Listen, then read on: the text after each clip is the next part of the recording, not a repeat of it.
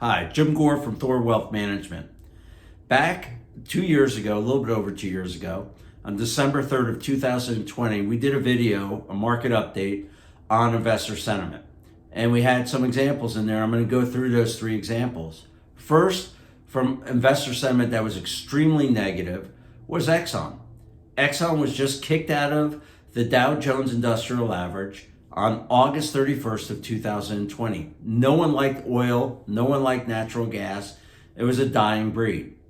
But you notice that actually Exxon has done very well, even before the war that started in Ukraine. But Exxon has gone up over that time period since our video, 203%. So if you had $100,000 with the dividends that you received on Exxon, that $100,000 is worth $303,000 right now. So that's an example of negative, pessimistic investor sentiment. And we were pretty close to the bottom at that time, but you never get things right at the right moment. Remember, investor sentiment can take some time for things to work out, and that good example of that is Tesla. Tesla was one where we saw extreme optimistic projections for Tesla.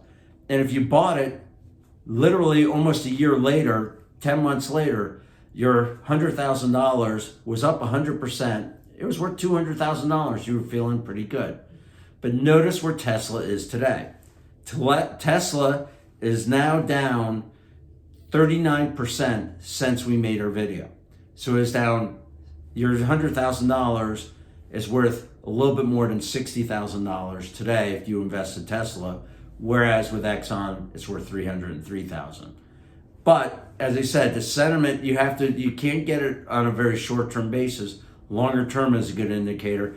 Matter of fact, when Tesla was up at its point, in October of 2021, it was worth more than all the other auto companies outstanding. So optimism was running more rampant than what it was when we first made the video. The other one, which is also looking at optimism, is Bitcoin. And what we said is with Bitcoin, if you got Bitcoin, you own it for inflation. And instead of buying Bitcoin, maybe you buy some gold miners, or gold instead of gold, buy some gold miners. But that didn't work out so well, especially for the first year.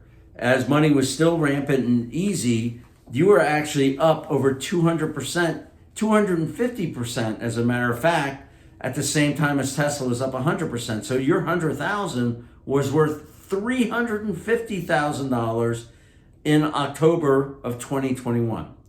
However, look at what has happened. Bitcoin now is down 13% since we made that video. It has crashed. So your $100,000 that you put into Bitcoin that went up to $350,000 is now worth only $86,000. So 2 years later, let's look at the investments. Exxon, your $100,000 is worth $303,000. Your Tesla, your $100,000 that you put in there is worth only $60,000, and Bitcoin is only worth $86,000. The one disappointment here is that gold miners haven't moved. However, we are starting to see some movement this year with gold miners doing very well. It's very unusual for gold miners not to do well in an inflationary environment, which they didn't do in this with this performance. But one of the things that we do at THOR is we look at reversion to the mean and trying to avoid some of these over-optimistic areas. So this is one of our internal charts here, which is looking at growth stocks relative to value stocks. And you can see where the arrow is pointing is right at the same time period as October of 2021, September of 2021. The peak of growth relative to value was the highest it's ever been. The only time that it was higher was back in 2000. So these companies that people were paying 35 times revenue for, we've seen them drop 60, 70, 80% because they were overpriced. And that's what our models was telling us, to avoid that segment of the market. And it's why our clients outperformed the market last year, is because we weren't invested in these stocks that were extremely overpriced. Note though, even though they've come down, when they come down, they're going to go down further. So when something jumps up, It goes down further than it was. So some people say, hey, growth stocks are looking a little bit more attractive. Yes, they are, but they're not. This trend is not over by any stretch of the imagination.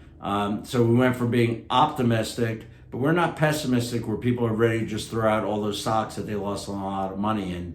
Once they do that, that might be a time to jump in.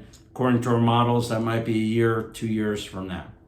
If you have any questions or concerns, as always, feel free to reach out to us at our website or give us a call directly at 513-271-6777. Take care and wish you very well for the new year in 2023.